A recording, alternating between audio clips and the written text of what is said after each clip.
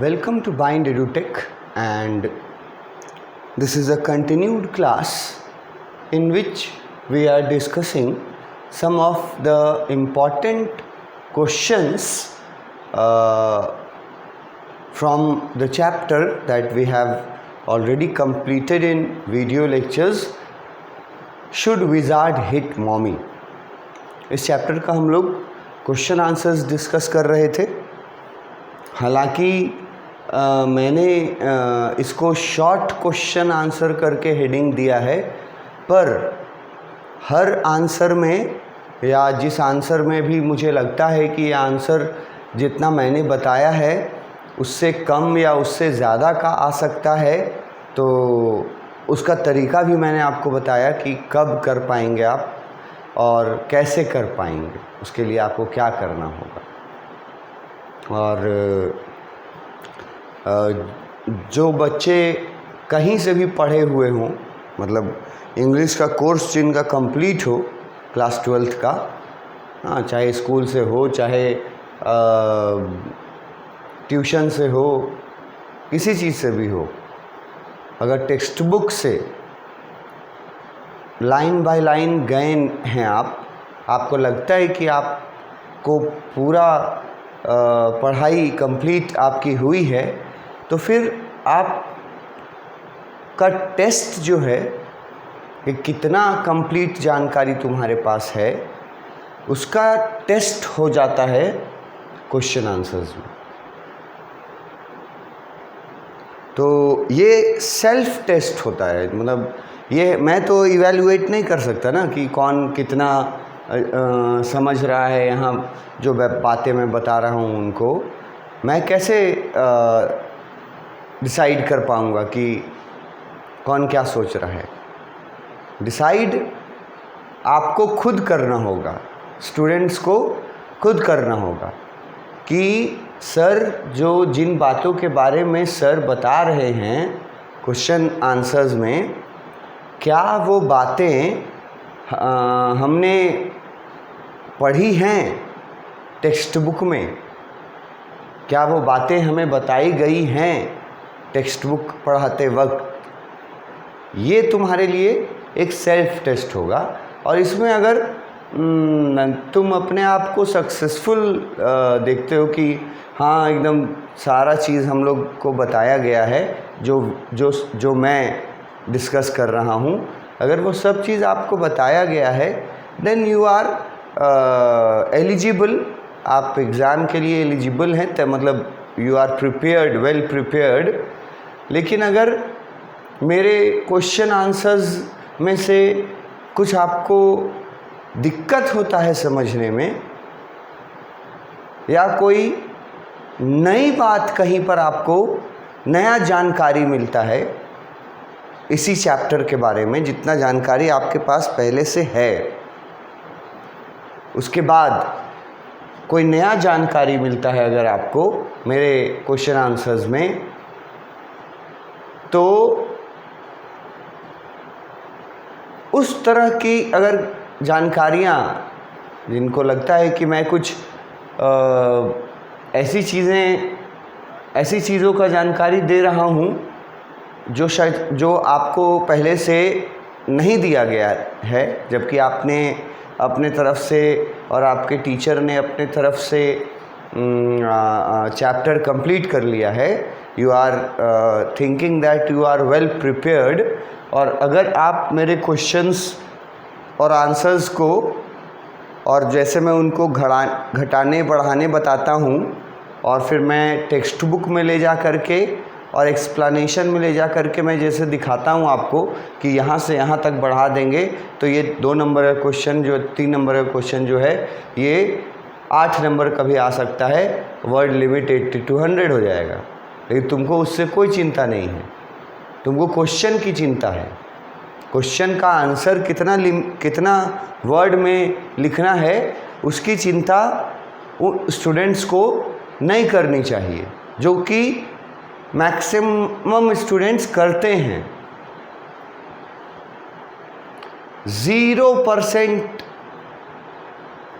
Focus question answer पे, कुछ नहीं।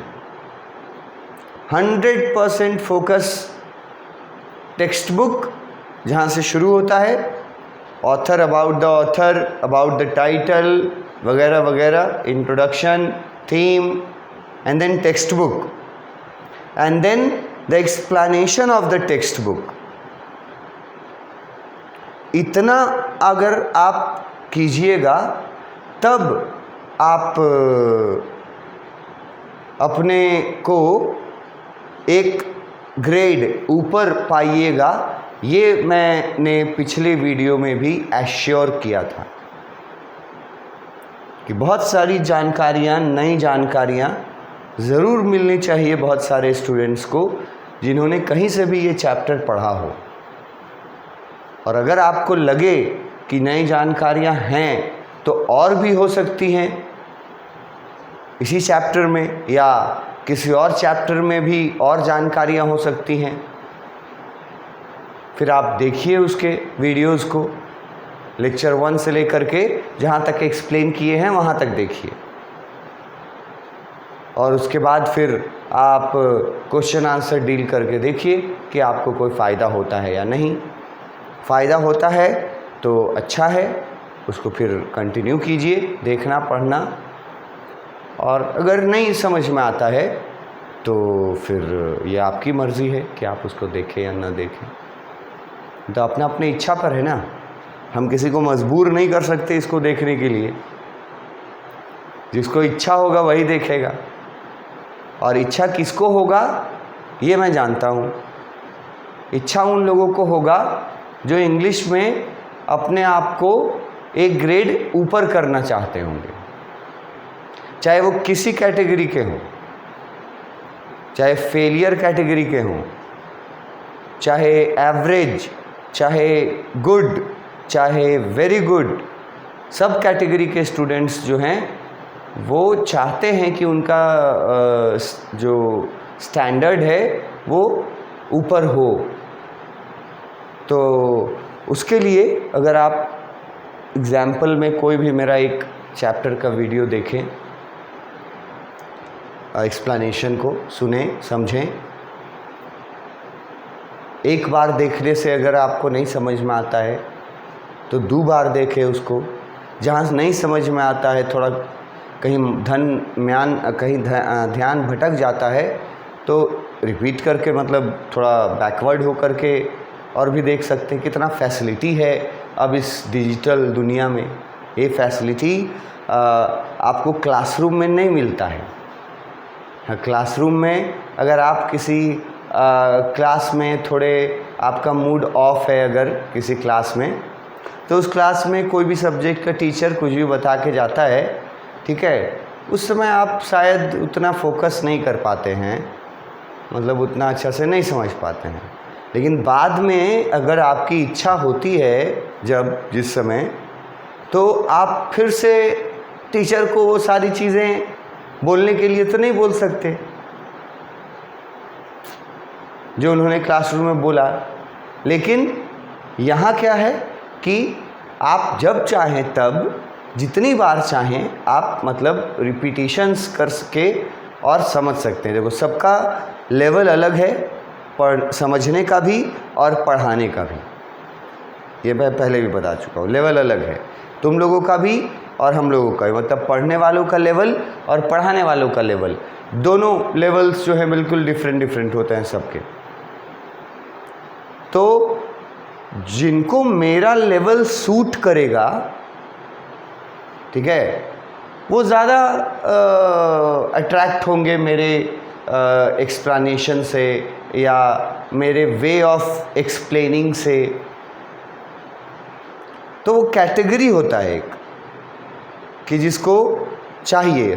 मेरा जो तरीका है समझाने का, जो हम लेक्चर नंबर 1 से शुरू करते हैं, इंट्रोडक्शन, थीम, बैकग्राउंड, जितना भी हमको बताना होता है, कैरेक्टर्स, जो भी, उसके बाद जब हम शुरू करते हैं तो टेक्स्ट बुक फिर लेते हैं और टेक्स्ट बुक को अपने हिसाब से, पूरे टेक्स्ट बुक में जितना बात दिया हुआ है, एक एक बात, हाँ, पैराग्राफ्स अपने हिसाब से मैं बांट लेता हूँ उसको, और फिर मैं उसको एक्सप्लेन करता हूँ वर्बली भी, ठीक है, टेक्स्ट बुक दिखा करके भी, और फिर एक्सप्लेनेशन में पॉइंट वाइज भी, वर्ड मीनिंग्स बताता हूँ बीच में, है ना।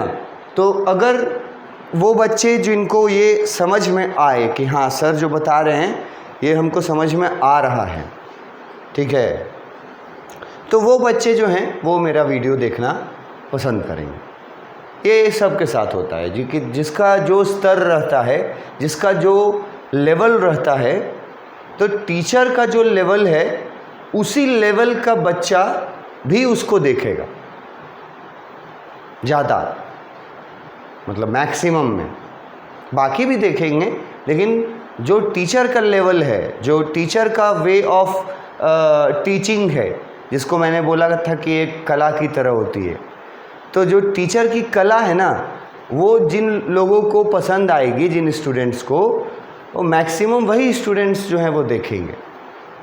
टीचर की कला पे भी होता है, क्या बोल रहा है, कैसे बोल रहा है, कितना समझा रहा है, कितना बार समझा रहा है, कैसे कैसे समझा रहा है, तो वो सब एक्सप्लेनेशन वीडियोस देखिएगा तो आपको पता चलेगा, और अगर आपको सूट करेगा तो आप उसको फॉलो कर सकते हैं, ठीक है, मतलब आप उसको देख सकते हैं अगर आपको लगा कि फ़ायदेमंद है आपके लिए। तो हम लोग क्वेश्चन नंबर 10 जो है वो डिस्कस कर रहे थे प्रीवियस वीडियो में, जिसमें पूछा था कि कीवर्ड मैंने बताया था कि ये जो है ये कीवर्ड है कि जैक ने जो को विजार्ड के घर के बारे में और विजार्ड के पर्सनल लाइफ के बारे में या विजार्ड से जुड़ी हुई कोई भी बात, कितनी बात बताई थी, ये क्वेश्चन पूछा है। ये कीवर्ड हो गया क्वेश्चन का।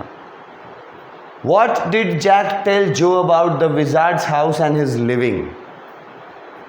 अब ये क्वेश्चन जो है वो मैंने बोला था कि ये शॉर्ट क्वेश्चन में ही रहेगा, इसका लॉन्ग होने का प्रोबेबिलिटी ना के बराबर है।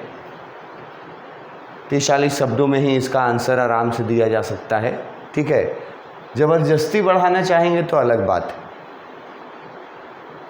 तो इसका मैंने आपको टेक्स्ट बुक दिखाया था कि जब वहाँ पर वो पहुँचा था, रॉजर जब पहुँचा था विजार्ड के पास, ये देखिए यहाँ पहुँचा विजार्ड के पास। The wizard said he will try to help. Wizard ने कहा कि मैं तुम्हारी मदद करने की कोशिश करूँगा। He asked Roger to come in. वो रॉजर को अपने घर के अंदर बुलाया, लेकिन क्या हिदायत दिया कि मेरे ज़्यादा नज़दीक मत आना। क्यों दिया? क्योंकि सचमुच में बदबू आ रही है तुमसे। फिर देखो अंदर का घर के बारे में बताया एक्सप्लेनेशन में वाले पॉइंट में कि देयर वर मैनी थिंग्स। किस चीज़ की चीज़ें? मैजिकल थिंग्स, ठीक है, बहुत सारी। और दे वर नॉट अरेंज्ड करेक्टली, मतलब इधर उधर बिखरी हुई हैं। उसके बाद लिखा हुआ है कि पूरा घर जो है वो कूड़े कचरे का एक ढेर बना हुआ है। ये वर्ड जो यूज़ किया है ना, these were lying in a big dirty stack. Dirty stack का मतलब हम बता चुके हैं पहले भी कि गंदगी का ढेर, ठीक है। तो गंदगी का ढेर लगा हुआ था उसके घर में, जादूगर विजार्ड के घर में, ठीक है। दीज वर डर्टी बिकॉज, और ये गंदगी का ढेर क्यों लगा था? क्योंकि विजार्ड के पास साफ सफाई करने के लिए, क्लीनिंग का काम करने के लिए मेड नहीं थी। अब ये बात मैंने आपको, ये वीडियो जब मैं बता रहा हूँगा जिस लेक्चर में, एक्सप्लेनेशन में, ये मैंने आपको बताया है। तो जो स्टूडेंट्स उस समय जितना अटेंटिव रहेगा, जितना फोकस्ड होकर के देखेगा उस समय, वैसा ही रिज़ल्ट मिलेगा उसको। तो ये मैंने बताया था हाँ कि जो के बारे में, जो को जैक ने क्या क्या बताया। फिर आगे भी है, जो ने जैक से पूछा था कि विजार्ड के पास क्लीनिंग लेडी क्यों नहीं है, क्यों नहीं है। तो अब इसका कोई रिप्लाई जैक के पास तो था नहीं, तो थोड़ा उटपटांग मतलब रिप्लाई दिया, अजीब सा। यहाँ रिप्लाई है, because he was a wizard and very old man. अब कोई ये रिप्लाई कोई तो हुआ नहीं, कोई बात मतलब बनी नहीं, तो ये बच्चे को जैसे टालने के लिए इस तरह से वो बोल दिया था, क्योंकि उससे पूछा था कि विजार्ड के पास क्लीनिंग लेडी क्यों नहीं है, जो ने पूछा। तो विजार्ड के पास इसका कोई ठोस रिप्लाई तो था नहीं, क्योंकि मनगढ़ंत कहानी था। तो बोल दिया कि क्योंकि वो एक विजार्ड था, ठीक है, और वो बहुत बूढ़ा था, इसीलिए उसके पास क्लीनिंग लेडी नहीं थी। तो उसका घर पूरा कूड़े कचरे का अंबार बना हुआ था। अब इसको आप अपने लेवल में जैसे भी डिस्क्राइब करें, ठीक है। और एक चीज़ और बताया था, जब जो ने पूछा था कि विजार्ड अगर ओल्ड मैन है तो क्या विजार्ड मर जाएगा, तब बताया था जैक ने, wizards do not die. Jack ने बताया था कि विजार्ड्स नहीं मरते हैं। मनगढ़ंत अपना कहानी में उसको जो वो पूछ रही थी उसको आंसर दे रहा था। अब ये पढ़ते वक्त जिन स्टूडेंट्स का ध्यान होगा, है ना, पढ़ने में, वो स्टूडेंट्स के लिए ये आंसर जो है ये इजी लगेगा।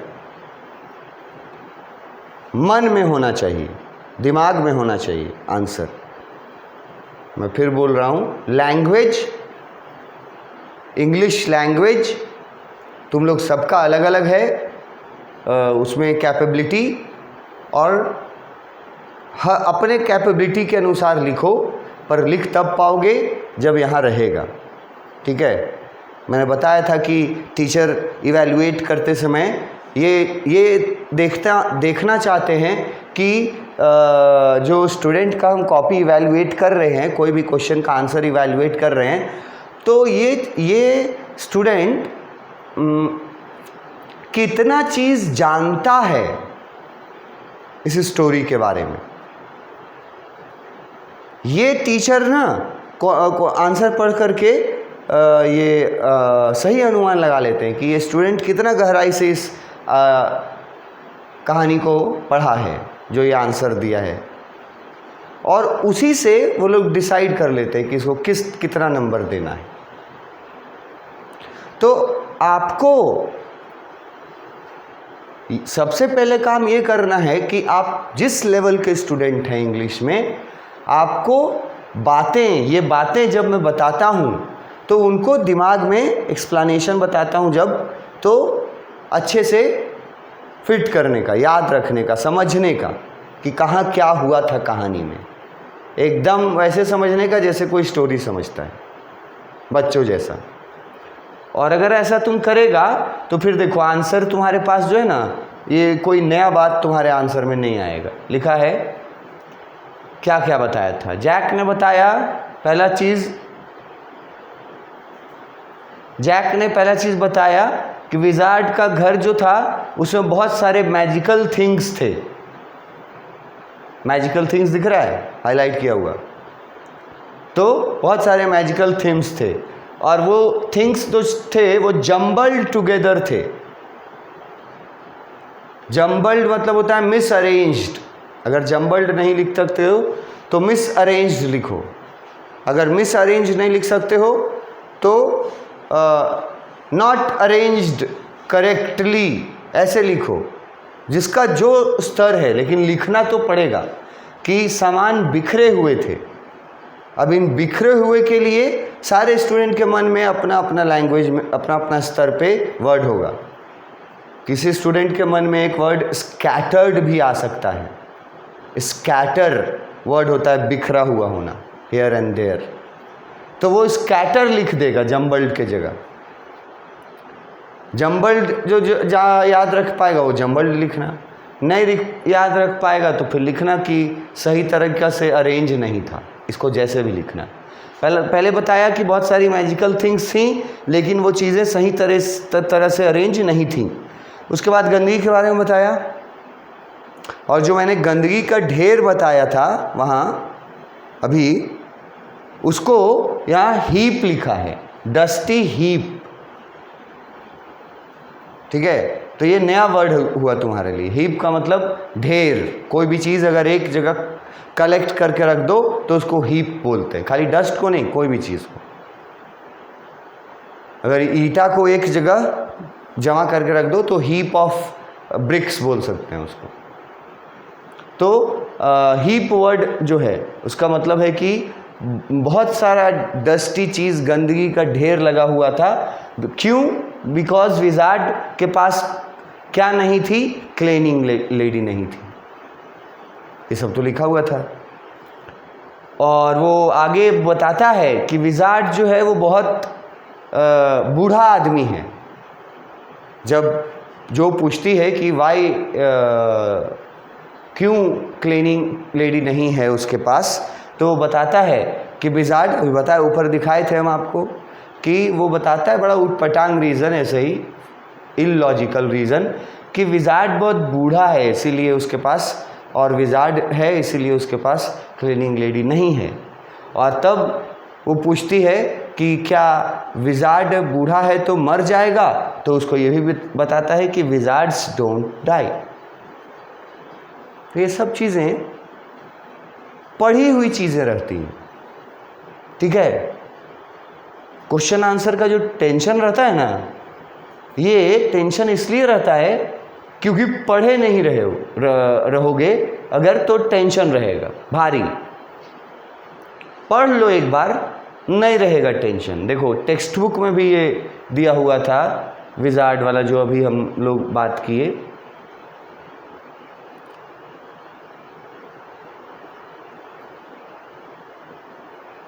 देखो डस्टी हीप लिखा था ना यहाँ, हीप वर्ड। तो जब हम यहाँ पढ़ा रहे होंगे तो हम हीप का मतलब ज़रूर बताए होंगे। आप रिपीट करके देख सकते हैं उस वीडियो को। तो वो वर्ड्स को सीखना है, ठीक है। और वैसे करके आप पढ़िए, ये सबको पढ़िए, सुनिए, समझने की कोशिश कीजिए। एक बार में नहीं तो मल्टीपल टाइम्स में। लेकिन आप अगर सही एफर्ट लगा लेंगे ना, तो ये क्वेश्चन आंसर्स में जो सवाल जवाब जो चलता है ना, कि कितने मार्क्स का पूछेगा और क्या पूछेगा तो क्या लिखेंगे, ये सब टेंशन दूर हो जाएगा। खाली एक्सप्लेनेशन वीडियोस को अच्छे से देखिए, सुनिए और समझने की कोशिश कीजिए शांत दिमाग से। तो इतना आसान तरीका से हम बताए हैं कि तुम लोग सब कोई समझ सकता है इसको, चाहे कितना भी वीक बैकग्राउंड का रहा हो। उसको बस यही करना होगा कि जो बहुत वीक बैकग्राउंड के हैं उसको हो सकता है थोड़ा बैक करके देखना पड़े कि इसका मतलब सर अभी क्या बताए, ये हो सकता है सिर्फ। अदरवाइज़ कोई भी सेक्शन, वीकर से वीकर सेक्शन के भी अगर आप हैं इंग्लिश में आपका बैकग्राउंड, तो आप मेरा जो एक्सप्लेनेशन वीडियोस है वो देखिएगा। तो आपको ये सब आंसर जो लिखा हुआ है ना कि क्या क्या बताया था, ये आपको रटने का ज़रूरत नहीं पड़ेगा, दिमाग में रहेगा। कि पहला बात कि उसको अंदर आने के साथ हिदायत दिया था कि मेरे ज़्यादा अंदर मत आना, ठीक है, ये भी लिख सकते हैं। मेरे ज़्यादा करीब मत आना, ये लिख सकते हैं। दूसरा कि उसका घर पूरा घर जो था वो मैजिकल थिंग्स से भरा हुआ था। तीसरा कि गंदगी का ढेर लगा हुआ था। चौथा क्योंकि क्लीनिंग लेडी नहीं थी। क्लीनिंग लेडी क्यों नहीं थी? क्योंकि इसका ये इलॉजिकल आंसर है, क्योंकि वो विजार्ड था और बहुत बूढ़ा था। फिर सवाल आया कि क्या वो विजार्ड बूढ़ा है तो क्या मर जाएगा? तो पापा ने आंसर दिया विजार्ड्स डोंट डाई, विजार्ड नहीं मरते हैं। तो इतना ही तक को हम आंसर में लिखे हैं। तो आपको बस फोकस रखना है एक्सप्लेनेशन वीडियोस पे, ये सब सैंपल रहता है, ठीक है। नेक्स्ट क्वेश्चन नेक्स्ट वीडियो में हम लोग डील करेंगे, क्वेश्चन नंबर 11। Thank you.